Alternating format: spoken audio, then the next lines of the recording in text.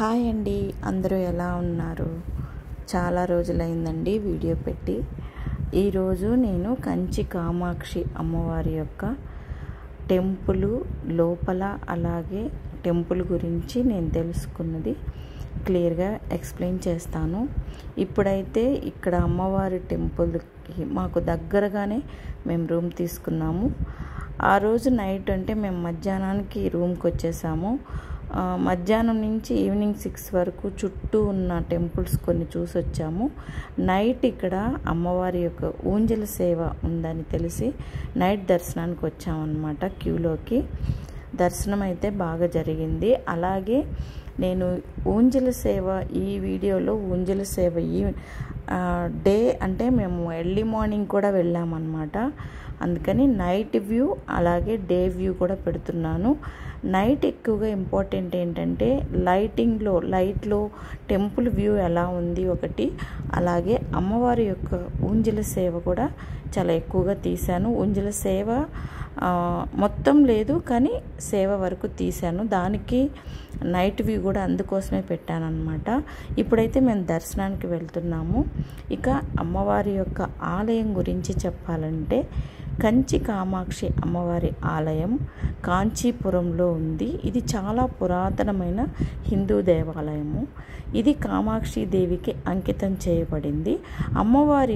అమ్మవారికి కామాక్షి అంటే 2 కన్నులలో ఒకటి లక్ష్మీదేవి, ఇంకొకటి సరస్వతీదేవి. 2 కన్నులతోటి ఒక శక్తివంతమైన సరస్వతీదేవి లక్ష్మీదేవితో కలిసిన అమ్మవారు అని అంటారు. ఇది ఊంజల సేవ అన్నమాట. ఇది చూపించాలని నేను ఈ వీడియో పెద్దదయ్యింది దీనికోసమే. అంటే మామూలుగా ఎవ్రీడే ఉండదు, అప్పుడప్పుడు ఉంటుంది. మేము వెళ్ళిన రోజు ఊంజల సేవ ఉంది కాబట్టి నేను దానికోసంగా షూట్ చేసి మీ అందరూ చూస్తారనే ఉద్దేశంతో పెట్టడం అయితే జరిగింది. దానివల్ల వీడియో కొంచెం పెద్దదయ్యింది. వీలున్నంత వరకు చూడడానికి ట్రై చేయండి. ఇక పోతే ఈ ఆలయము ఆదిశంకరాచార్యులు వారు స్థాపించినట్టు చెప్తున్నారు. అలాగే ఈ ఆలయంలో అమ్మవారితో పాటు పాచికలాడి అమ్మవారితో పాటు కూర్చొని పాచికలాడినట్లు కూడా చెప్తున్నారు. ఈ ఆలయం అయితే శక్తిపీఠము. సతీదేవి నాభి పడిన స్థలం అంటండి ఇది. 18 శక్తిపీఠాలలో ఇది కూడా ఒక శక్తిపీఠంగా పరిగణిస్తారు.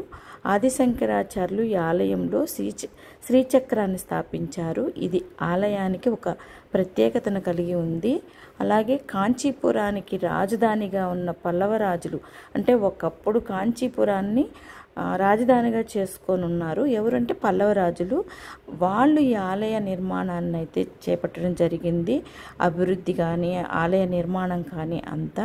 ఇక స్థల పురాణం ప్రకారం అయితే కామాక్షిదేవి మట్టితో చేసిన శివుని విగ్రహాన్ని పూజ చేసింది. అప్పుడు శివుడు కంబా నది రూపంలో, ఇక్కడ ఒక నది ఉందన్నమాట, ఆ నది రూపంలో ప్రత్యక్షమయ్యి అమ్మవారిని వివాహం చేసుకున్నాడని చెప్తారు. ఆమె సూది మొనపై కూర్చొని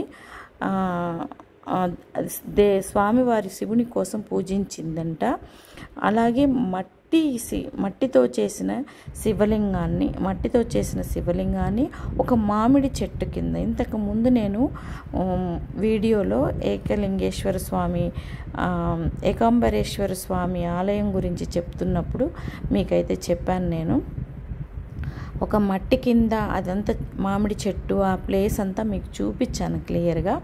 అక్కడ అమ్మవారు మట్టితోటి శివలింగం తయారు చేసి పూజ చేశారు శివుని కోసము. అప్పుడు స్వామి ప్రత్యక్షమయ్యి అమ్మవారిని వివాహం చేసుకున్నారని చెప్తారు. ఇక్కడ శివకంచి అలాగే విష్ణు కంచి అని 2 ఉన్నాయన్నమాట. ఇది అమ్మవారు ఉన్న స్థలాన్ని శివకంచి అని పిలుస్తారు. ఇంకా దేవి రూపం ఎలా ఉంటుంది అమ్మవారి రూపం అంటే పాసం, అంకుశం, పుష్పబాణం, చెరుకుగడలతో దర్శనం. అంటే 4 చేతుల్లో 4 పట్టుకొని దర్శనమిస్తుందన్నమాట. ఇంకా అమ్మవారిని ఆలయం ప్రాంగణం వీడి వెళ్ళొద్దని ఆదిశంకరాచార్యులు అభ్యర్థించిన కారణంగా ఉత్సవాలన్నీ అనుమతి తీసుకుని బయటకైతే వెళతాయన్నమాట. దీనికి ఒక వేరే కథ ఉంది అంటున్నారు. విషయం ఏంటంటే ఇంతకు ముందు అసలు దీనికి వేరే రహస్యమైన కథ ఒకటి ఉంది అని చెప్పారు కదా. ఆ కథ ఏంటి అంటే, ఇంతకుముందు అమ్మవారు ఇక్కడ ఉగ్ర రూపంలో, అంటే రాత్రి 6 అయ్యేటప్పటికి పూజలు గీజలు అన్నీ ఆపేసి అందరూ పురప్రజలందరూ దూరంగా వెళ్ళిపోయేవాళ్ళంట. గుడి ప్రాంగణంలో ఎవరు ఉండేవారు కాదంట. అయితే ఇది ఇలా ఉండటం కరెక్ట్ కాదు అని ఆదిశంకరాచార్యులు వారు అమ్మవారిని శాంతింపచేసి అమ్మవారి యొక్క శ్రీచక్రంలోని పదాలు అన్నీ మార్చి అమ్మవారు పద్మాసనంలో ఉంటారు. అమ్మవారి ముందు ఒక బౌల్ లాగా ఉంటుంది, దాంట్లో శ్రీచక్రం స్థాపించబడి ఉంది. ఆదిశంకరాచార్యులు వారు స్థాపించిన శ్రీచక్రం అక్కడ ఉంది. ఆమె అర్ధరాత్రి అంటే 6 తర్వాత ఎవరు ఉండరని చెప్పినప్పుడు ఈయన ఒక్కడే అందరినీ పంపించేసి అమ్మవారు ఎదురుగా కూర్చున్నప్పుడు అమ్మవారు వచ్చిందంట. అమ్మవారు వచ్చి ఆయన చూసి ఎవరు నువ్వు అంటే, ఆమెకి ఆకలి ఎక్కువగా ఉండేదంట, మనుషుల్ని తినేసేదన్నమాట రాత్రి అయితే.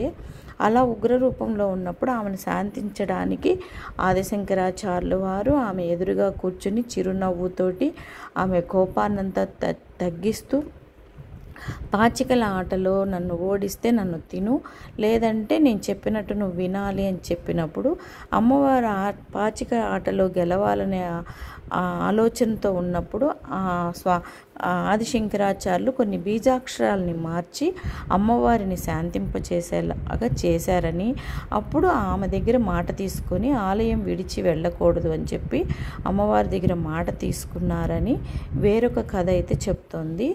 అయితే ఈ ఆలయం అయితే మాత్రం శక్తిపీఠం కాబట్టి ఖచ్చితంగా ఆలయ దర్శించుకోవడానికి కంచి వచ్చినప్పుడు ఖచ్చితంగా అమ్మవారిని దర్శించుకుని వెళ్ళండి. ఇకపోతే 2 కళ్ళు కామాక్షివి, ఒకటి లక్ష్మి ఒకటి సరస్వతి అని చెప్పారు కదా. ఆలయంలోకి వచ్చినప్పుడు అమ్మవారి కళ్ళల్లోకి చూసి ఆ కనుపాపని మనం గమనిస్తే ఇంకా మనం కోరుకున్నవన్నీ కళ్ళు మూసుకోకుండా అమ్మవారి కళ్ళల్లోకి చూసి మనం కోరుకుంటే ఏది కోరుకుంటే అది జరుగుతుంది అని చెప్పి చెప్తున్నారు ఇక్కడ. ఖచ్చితంగా జనరల్గా మనం దర్శనంకి వచ్చినప్పుడు కళ్ళు మూసుకొని ధ్యానిస్తాము. అలా కాకుండా అమ్మవారి దగ్గరికి వచ్చినప్పుడు కళ్ళల్లోకి చూడమని చెప్తున్నారు. అంటే ఏ అలంకరణ కళ్ళు పెట్టడం కానీ అలా ఏముండవు, న్యాచురల్గా అమ్మవారికి ఉన్న కళ్ళే ఉంచుతారంట. ఆ కళ్ళ పైన మాత్రం కనుబొమ్మలు మాత్రం సింధూరంతో దిద్దుతారంట, అంటే చందనంతో పెడతారంట. సో కళ్ళు మాత్రం ఎవరు కళ్ళని అమర్చడం అలాంటివి వెండివి కానీ బంగారువి కానీ చెయ్యరటండి. ఇంకైతే ఖచ్చితంగా అందరూ దర్శనం చేసుకున్నప్పుడు అమ్మవారి కళ్ళని గమనించండి ఈసారి వచ్చినప్పుడు. ఇకపోతే నేను నైట్ వ్యూ చూపించడానికి ఆలయం చుట్టూ ఎలా ఉంది అంతా, ఇప్పుడు కోనేరులో ఫౌంటైన్ అయితే ఉండిందండి, అది ఆపేశారు. మేము మళ్ళీ రేపు డే టైం కూడా నేను షూట్ చేశాను. ఎర్లీ మార్నింగ్ 5:30కి అలా వచ్చేసామన్నమాట. దర్శనం చేసుకొని బయటకు వచ్చేప్పటికి 6 అయ్యింది. హాఫ్ అన్ అవర్లో దర్శనం అయిపోయింది. జనం ఎక్కువ లేరు మార్నింగ్ టైం కాబట్టి, ఇంకా పెరుగుతూ ఉన్నారనమాట. 7:30 పైన ఎక్కువ వస్తారంట. నైట్ వ్యూ అయితే చాలా ప్లెజెంట్గా ఉంది. 8:30 కల్లా టెంపుల్ అయితే క్లోజ్ చేసేసారు. మేము అంతవరకు క్లోజ్ చేసేంతవరకు టెంపుల్లోనే తిరుగుతూ ఉన్నామన్నమాట. అమ్మవారి టెంపుల్కి 4 ద్వారాలు, సింహద్వారాలు ఉంటాయి. అంటే 4 గోపురాలు ఉంటాయి అన్నమాట. 4 దిక్కుల 4 గోపురాలు ఉంటాయి. అలాగే ధ్వజస్తంభం అయితే నేను క్లియర్గా చూపించాను. ఆ ధ్వజస్తంభం మీద ఉన్న విగ్రహాలు కానీ దేవుళ్ళ విగ్రహాలు కానీ అన్నీ చూపించాను. అలాగే అమ్మవారి గర్భగుడి యొక్క గోపురము పైన గర్భగుడి బంగారంతో చేసిన గర్భగుడి అంతా నేను క్లియర్గా జూమ్లో పెట్టి చూపించాను. ఆ పైన చెక్కిన విగ్రహాలు అన్నీ ఎలా ఉన్నాయి అనేసి లైటింగ్ తోటి అంత 4 గోపురాలు లైట్స్ తోటి చాలా బాగున్నాయి. నేను మొత్తం క్లియర్గా చూపిస్తున్నాను. డే టైం కూడా నేను డే టైం వ్యూ ఎలా ఉంటుంది ఎర్లీ మార్నింగ్ అని కూడా షూట్ చేశాను. అది కూడా మీరు వీలున్నంత వరకు చివరి వరకు చూడడానికి ట్రై చేయండి. వీడియో అయితే చాలా పెద్దది. అమ్మవారి అంటే శక్తిపీఠం కాబట్టి ఖచ్చితంగా ఇలా వచ్చినప్పుడు అమ్మవారిని దర్శించుకొని వెళ్ళండి. కంచి కామాక్షి